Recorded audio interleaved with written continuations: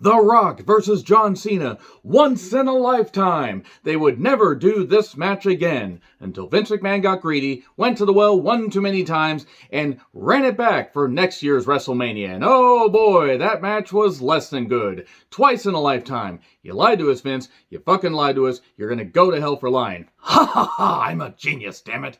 I'm John Renton with the Retro Review of WWE WrestleMania 28 in Sun Life Stadium in Miami Gardens, Florida. Just Miami, Florida. Might as well just say that. Where's Miami Gardens? Is it like Duff Gardens? Duff beer for me, Duff beer for you. We'll have The Rock, you have Cena too. But anyway, this show, I'm going to be perfectly honest, the great stuff is really, really fucking memorable. Like, there are 3 really damn good matches here. The rest of the card is kind of absolutely shit. Like, the opening match led to a movement, the yes movement, the yes movement, as it were. But the rest of the card was like filler, and I barely know her. And just, even though there were a couple things that I'll talk about that, you know, gave me a little bit of respect for the various performers, this Mania is definitely a tale of 2 shows. It's just kind of there for part of it. But boy, that Sun Life Stadium, great goddamn atmosphere for an open-air stadium. It definitely holds the noise, and boy, did it hold the noise, especially for that main event. But I would love to know what you guys have to say about the show in the comments, because it's kind of curious to find out how people feel about an event almost 10 years later. I mean, yes, I'm about a month away from the anniversary of it, but considering that Mania 38 is, of course, the most stupendous 2-night WrestleMania in WWE history. Wait, I'm sorry, it's not even a pay-per-view anymore, though. It's a premium live event. We have to, do these shows when we can. By we, I mean me and anybody else who wants to do these retro reviews, and it's kind of cool to reflect back on this show. This was also the last pay-per-view that I watched while I lived on my own, due to a variety of circumstances where I could tell that story, but let's just say a friendship, somebody that I absolutely thought that I could trust, dissolved through because of a variety of circumstances. Some that were just, some that were worse than others and everything, but let's just say I'm pickier and choosier when it comes to friends. And I got way better friends now with blackjack and hookers. Wait, that's not right. The whole point is this memory is a give and take. You can't hurry love. You've just got to wait, because this Mania doesn't come quickly. It's a game of give and take. I'm done with the song references, except I'm not. So, 78,363 fans. The most bought WrestleMania in history, because they built it on the back of John Cena versus The Rock.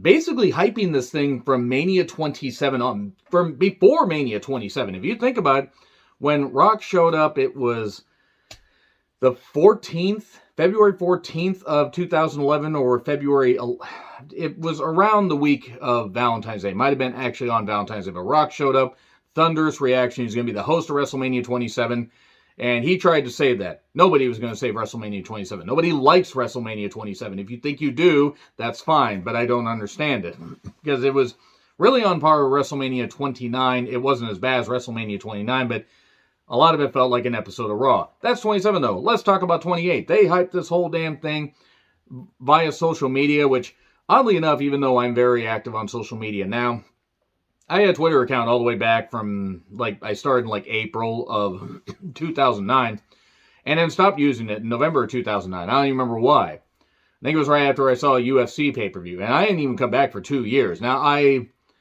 had paid attention enough because I still chatted with people who sent me screenshots and whatever, and I kept up on the fact that they were hyping this. And I watched Survivor Series 2011, which was very, very memorable, because it was a way to really hype up Rock and Cena, since they were in the ring teaming up against Awesome Truth. And then we get to this, where they were just building and building and building this. There was also End of an Era with Triple H and Undertaker, with Shawn Michaels as a special guest referee in a Hell in a Cell, and CM Punk versus Chris Jericho.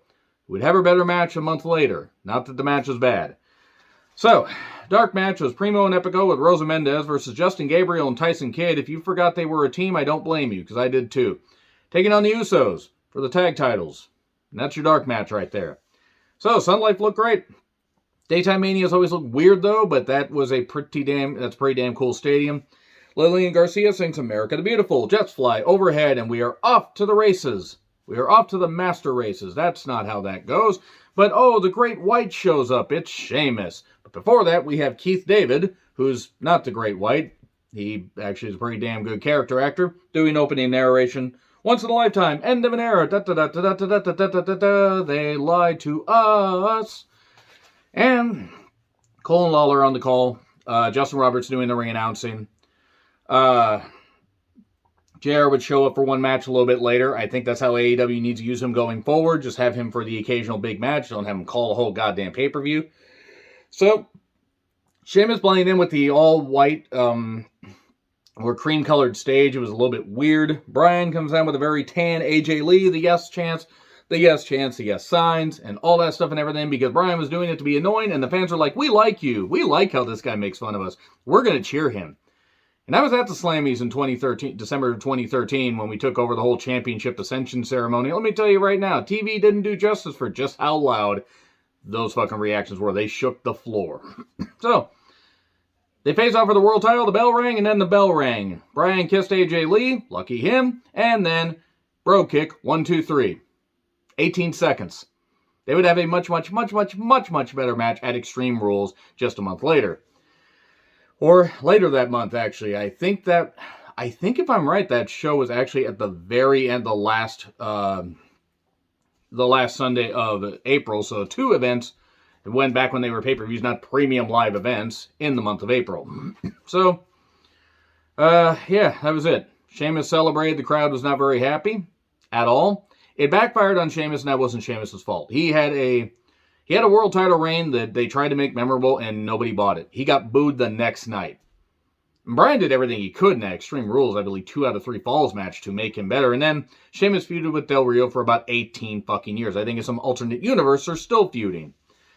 So then we have Team Raw Backstage. Miz was in the main event of WrestleMania, the previous year. Not that he remembers much of it, because he has said that he suffered a concussion taking that header on the floor. Thank God he's alright. And remember when Otunga used to wrestle? Apparently he works for WWE's legal department now. A friend told me that. Why did Johnny Ace always sound like he was possessed by the same person that did the voiceover for Linda Blair in The Exorcist? People power! Ah! Ow. So, Kane versus Orton. Kane was in a welder's mask. This match had no right to happen on a WrestleMania card. They did fine. The action was fine. There was a lot of rest holds, which weren't fine. And rest holds were kind of a common thing here at this Mania. The humidity and the threat of rain in general in Florida for open-air stadiums during this time probably didn't help. But we get a chokeslam off the ropes for 3. Kane winning was so goddamn bizarre. They were trying to give Kane a weird push. He had that feud with Cena that didn't go anywhere. This feud with Orton didn't go anywhere. And I don't remember really what Kane was doing by the summer of 2012. Oh, wait. He was feuding and then teamed with Daniel Bryan in the fall of 2012, into the winter and into the spring of 2013. So, we then get Santino Foley, Mick Foley, and one of the Deadliest Catch guys, maybe the Deadliest Catch captain. Not necessarily certain. Didn't really watch the show. They do crab stuff. They've all got crabs. And Ron Simmons. Damn! So, video package on how Big Show has not succeeded at WrestleMania. And then he beat Cody Rhodes for the Intercontinental Championship in about 5 minutes. Oh, we're only smoking mirrors. A 233-day title reign down the drain. I would have had Cody Rhodes hold the goddamn championship and break Honky Tonk Man's record. I would have had almost anybody break Honky Tonk Man's record because nobody likes Honky Tonk Man. If you think you do, whatever. Okay, KO punches him for 3. He also did a really bad spear spot, and that's not even their fault, or that's not even the fault of either performer. It's just a bad timing. Off the ropes, and ow, he hit him right in the crossroads, as it were. But that's okay, because Cody and Brandi were still able to have a kid that ended racism, a kid named Liberty, so he can shorten it and say, cry more lib. You know that's why he would say that. So, yeah, Big Show has his WrestleMania moment, holds the championship for all of about 28 days, and then drops it in a tables match when his foot goes through the table. That's actually what happened. 2012 was a bit of a weird... I'm looking back on some of this stuff and wondering how in the world I survived watching WWE in 2012. Because some of the good stuff was really fucking good, and then there was a lot of bullshit. So we get a women's match. The lone women's match, where the intros, I think, were longer than the goddamn match. Kelly and Maria Menounos celebrity involvement, who was on Dancing with the Stars at this time, had a couple fractures in her foot and a couple cracked ribs. And credit to her, or fracture, I don't remember exactly what it was. And that was done while training for Dancing with the Stars, but credit to her, she got it out. I think Kelly needed help spelling Maria Menounos' name, or even saying it without help. I have nothing against Kelly. It's just she was just thrust right out there. They kept thrusting her right out there, and they just kept thrusting repeatedly with her. She really got a raw deal, though, in more ways than one, but especially when it came to being in the ring. They just said, run the ropes, okay, you're good to go out there. She didn't know what she was doing. A lot of the women didn't, because they were just thrust out there because they were pretty. Not because they had any passion about wrestling. I mean, some of them may have, but it's just, let's just find good-looking women and throw them out there and see if they do good. Nobody cares about the women's matches. Blame Johnny Ace. I can blame Johnny Ace for a lot of things, like being born, like his mother giving birth to him. You stupid twat. Why didn't you just give birth to Joe Laurinaitis? By the way, Animal. I'm referring to Animal, by the way, because yes, believe it or not, Johnny Ace is actually the brother of Road Warrior Animal. So yeah, the match wasn't all that good. There were Daniel Bryan and Yes chants because nobody cared about the women at this point, unfortunately. And credit to Maria for gutting it out. And then we get the most devastating maneuver in all professional wrestling, the surprise roll-up 1, 2, 3. And there you go. That's it. That's literally it. He won. Or she won, rather. We won. Daniel Bryan came out and rolled everybody up and won. No, Maria Menounos got the victory. I really hope she was all right after this, because it was a little bit scary seeing that. So, oh boy. Sean talks about being the ref for this, part of a triple main event, basically. It was on this early, which is probably smart given how long they went. And attendance record announcement or whatever, WWE never lies about their numbers. 78,363, by the way, is probably closer to the real figure for the Silverdome, if you were, or as it were. JR comes out to a nice pop. Sean comes out to a pop and acts goofy and everything, doing all this. He was just a reffing boy. Okay, now check out my previous retro review for WrestleMania 23 if you want to see what I said about his spray tan. Other than that, let's move on. Triple H makes his entrance with all the, the smoke and everything. Not the smoke and mirrors he was on earlier. And Taker comes, gross. Taker comes out in a robe and everything, all the leather stuff on there. He comes out in leather. He comes on the leather. I might as well make this as uncomfortable as possible. And he's got all the smoke and the fire and all that. And then he takes off his hood and he's got a shaved head. Ooh. Probably good because he was going bald years before that. And then they look up The Memory Remains, as the Hell in a Cell lowers. The song that did not apply to Ronald Reagan at the end of his life. That's why they couldn't find anything on his computer, because the memory ran out years ago. So, moving hastily on from that dated reference, Triple H versus Undertaker, end of an era Hell in a Cell match with Shawn Michaels as a special guest referee. And I'm going to be controversial here, like I care. Their Mania 17 match was miles better than this. There was good storytelling in this. It was leagues better than the previous year's WrestleMania 27 match, which I felt was fine, but I felt had a lot of forced emotion. My opinion, sticking to it, deal with it, doesn't mean that you guys are wrong if you guys like that one more than this. This ran long, it needed to run long, but I also think they were milking a few too many things. But they built it as end of an era, so okay, I'm going to overlook that because it was about 31 minutes with about 2 hours of entrances. Sean's overacting took away from this. I know why, because he's friends with both of them. Taker had ended his career. He never came back for the Saudi Arabia payoff, never did. Stop thinking that. And he's been friends with Triple H for years and years and years.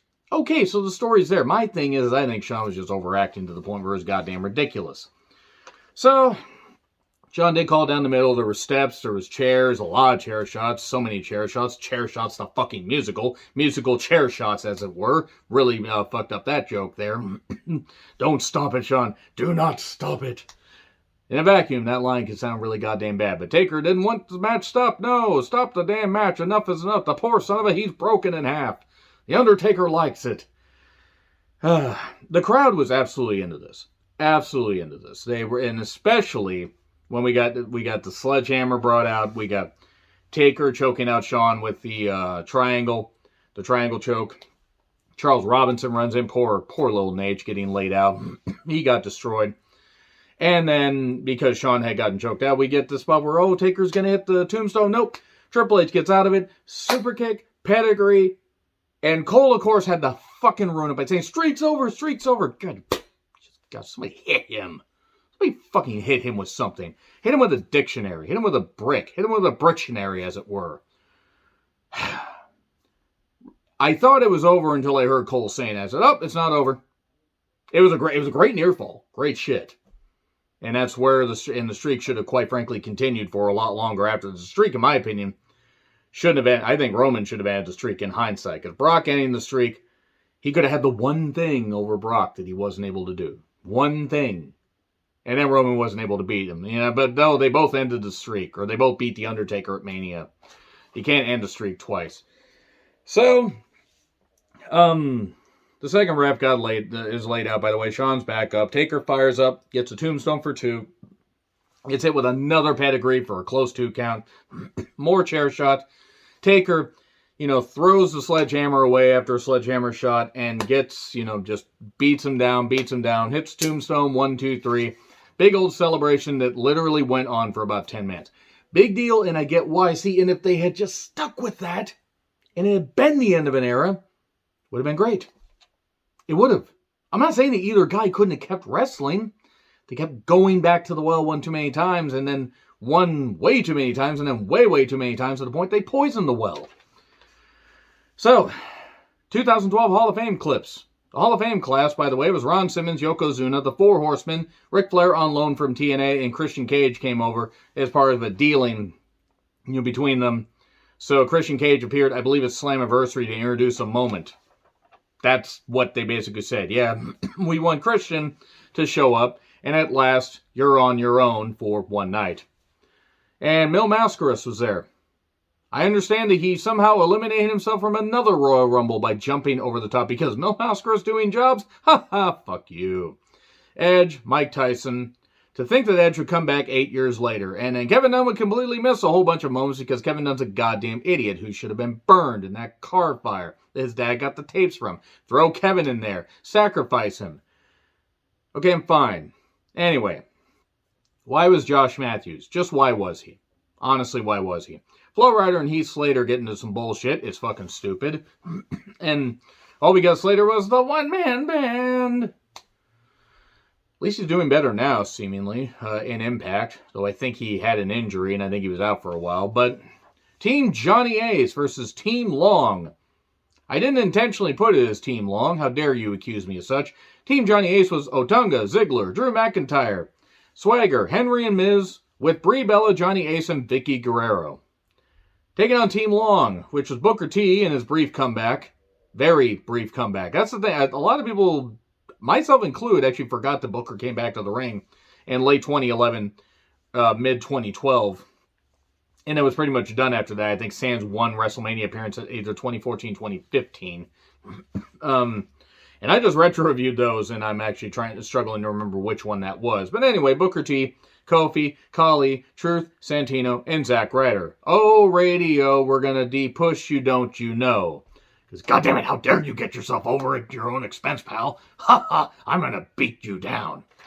Man, I'm not saying Zack Ryder would ever been world champion, but he was over. People liked him. Why the hell didn't they use him better? He had that momentum. Great moment at TLC 2011. He then was getting beat down, put in a wheelchair, lost the U.S. Championship to Jack Swagger. Nobody likes Jack Swagger. And then got beat down by Kane. And then at the end, it wasn't a good match. This wasn't good at all. By the way, the people in the corner were Oksana. Remember Oksana? I'm sorry if you do. Eve Torres, Hornswoggle, Nikki Bella, and Teddy Long. Both Bellas getting to do the ring introductions. Oh, WrestleMania 28. I fucking hate you. Of course, they were good at holding the stick, shall we say. And no, I'm not apologizing for that. By the way, whichever team won, either Johnny Ace or Teddy Long would get to run both shows, because this is when the brand split was over. It was Raw run by Johnny Ace, Teddy Long running SmackDown, and then they would have Johnny Ace run both shows for about 5 weeks. Actually, I think it was actually about 2 months. And then they had Cena beat Big Show in a cage. And then Johnny Ace was fired. Which honestly was a good thing because nobody really likes Johnny Ace except Mrs. Baba's, Giant Baba's wife. If you know, you know. Just look that up, kids. I'm not going to go into a long thing about that.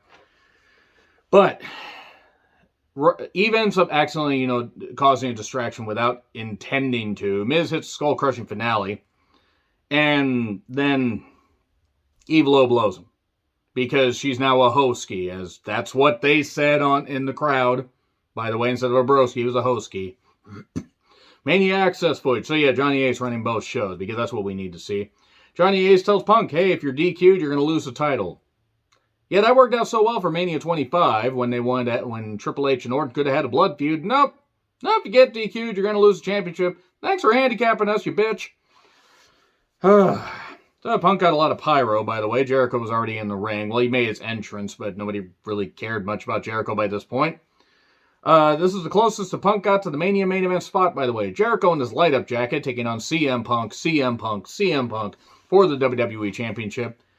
I gotta be honest, guys. While this match was good, even great at points, they had a lot of great wrestling, I think their Extreme Rules match a month later was better. Or a number of weeks later was better. There was some good stuff, don't get me wrong. Jericho kept trying to get Punk to get DQ'd and everything, talking about his family. Your father's a drunk, your daughter's a drug addict, or your sister's a drug addict. Because Punk doesn't have kids. I don't know why the fuck I said that. Would have been also weird, considering since 10 years ago, Punk had a drug addict daughter. He would have had to have had her back in like 1999, and that would have been 13. And don't do drugs, kids. For the love of God, don't do drugs. Suplex on the floor, later a GTS, but Jericho's foot on the rope. We get more reversals. We get a walls of Jericho, but then, oh no, he gets to the ropes, and Jericho does the same thing he's been doing for the last 15 years. What do you mean he got to the ropes? You'd think I would know what's going on by this point, but apparently I've suffered too many head injuries. As opposed to now, when he just basically is a human head injury because he doesn't make any sense on promos or in matches. And shouldn't be in the ring anymore. Dive outside by Punk. We get some more reversals, some other good stuff. The crowd was into it. They even popped a couple points thinking that Jericho might win. You could argue if they didn't want to go with Punk, that Jericho winning here might not have been the worst thing in the world, but they had to go to 434 days and then ruin that. Thanks a lot, Vince, for going twice in a lifetime. But we get the Anaconda Vice for the win, and Punk retains. Yay! So, Mania 29 ad. Hooray! WrestleMania 29. It's hard to believe, by the way. This pay-per-view was almost 10 years ago, and it qualifies for retro review status. I was 31 when this pay-per-view happened. Now I'm 41. See, that's how you add. You add, and then you get the sum of 41. Because I'm in too deep, and I'm trying to keep all the blood in my head instead of going under. Boy, I'd love to shoehorn these songs in. Let's just talk about Brodus Clay coming out with a bunch of dancing old women, and Michael Cole made a bunch of Big Mama House jokes. Why was this here? This didn't need to happen on pay-per-view. It didn't. To think, by the way, this guy, a number of years later, would become the NWA television champion for pretty much the husk of the NWA now. Which I have not really watched much of lately, even though I appreciate some of the talents. If you're going to make Tyrus, the former Brodus Clay, a champion, nah, you don't really fucking deserve my time. So we get a Cena Rock video package, big fight feel. MGK, the human meth addict as he is, and Skylar Grey, I believe is her name, who literally looks like, would have been part of the Kate Moss joke. I was a little bit worried about her because she was very thin. I was afraid a breeze is just going to carry her away. Whoop, a breeze. Don't say anything about her. She might be in the room and you might not see her. So, they introduced Cena, who got thunderous boos. Thunderous fucking boos. Hooray! Squeaky chair. Anyway, I'm probably going to have to get a new office chair at some point. An office chair for the lack of an office. It's just a fun chair to sit in. So, Flo Rida and some pink-haired woman that I didn't catch the name of and really don't give a shit because it's rap, and the West Texas Rednecks, rather, had it correct. I hate rap. Oh, I hate rap. Actually, rap is crap, but whatever. Rock got a huge pop. It's not like he's from Miami, Florida. Oh, he is. This isn't going to take very long, guys, because the match itself, Rock versus Cena, once in a lifetime, is, in a vacuum, not good. The match is actually kind of shit. It's kind of like Rock and Hogan, where if you didn't have that electric atmosphere, and I mean clearly electric because they had to have power to be able to broadcast it on pay-per-view, but the crowd being so into it and everything, if you took the crowd out of it, like if it was just a tepid reaction or a mild reaction, the match would have been shit. Same with Rock and Hogan. Same with Hogan and Andre, if we're being perfectly honest. But this match didn't need to be great. Rock was clearly gassed early because he hadn't been competitive in the ring sans one match at Survivor Series 2011, and Cena helped carry him. Rock was there for everything, and it was a big story, big storybook ending. It was a big fight field. This is exactly what it needed to be. There were a lot of rest holds, a ton of rest holds, more rest holds I think than was on any of the matches combined. But maybe except Orton and Kane, which I think they're still in a rest hold in some alternate universe somewhere. But good grief, it was a great atmosphere. Fucking great. The crowd loved everything Rock did, hated everything Cena did. And it's funny that they said, well, for Rock, life goes on. He can go back to Hollywood. For Cena, this is his life. And he would go to Hollywood just a number of years later. Now, I don't fault him. He loves WWE. He still wants to do appearances. But he's got his foothold in Hollywood. I don't know why there was just a Peacemaker outfit with nobody in it or whatever. How can they have Claude Rains? Damn you, Claude Rains, somehow coming back from the dead. I kid, whoop-a-doo. But at least Cena stuck around for a little bit. But did Cena come across as hypocritical? Not really. I mean, I used to think that, but now he's just doing what he's doing. So, eventually, Cena does the people's elbow, or attempts to, and Rock hits a thunderous rock bottom. 1, 2, 3, The Rock has beaten John Cena. The crowd explodes. And they turned Cena heel right after. Oh, no they didn't. They could have turned Cena heel and it would have been goddamn great. But no, why would they turn Cena heel? Oh, because he meant so much to kids. Okay, Hogan meant a lot to kids and they still turned him heel. But whatever. Cena would have been great doing a heel run. Maybe leading up to that and everything, he could have been a whole different character, but no, they stuck with that. And granted, he made a shit ton of money, so whatever. Who am I to argue? But I leave you with this. Should Cena have turned heel in the build-up to this or right after this match? I think you could argue that either would have worked. Now, would he have gone right back to being the jorts-wearing guy by, say, the next Mania? Or even Mania 30, 31? Possibly. But who's to say it wouldn't have worked?